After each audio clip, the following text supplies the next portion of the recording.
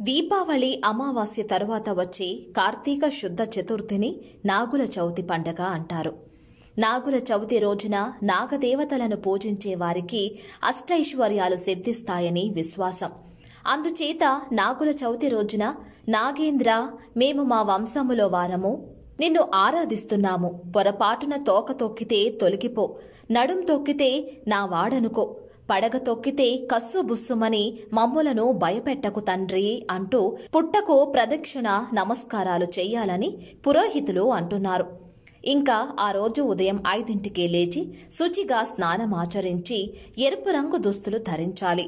తరువాత పూజా మందిరము, ఇంటిని శుభ్రం చేసుకోవాలి. గడపకు పసుపు, కుంకుమ, గుమ్మానికి తోరణాలు, పూజా మందిరాన్ని ముగ్గులతో అలంకరించుకోవాలి. పూజా మందిరంలో కలశమును ఏర్పాటు చేసి దానిపై ఎరుపు వస్త్రాన్ని పరుచుకోవాలి.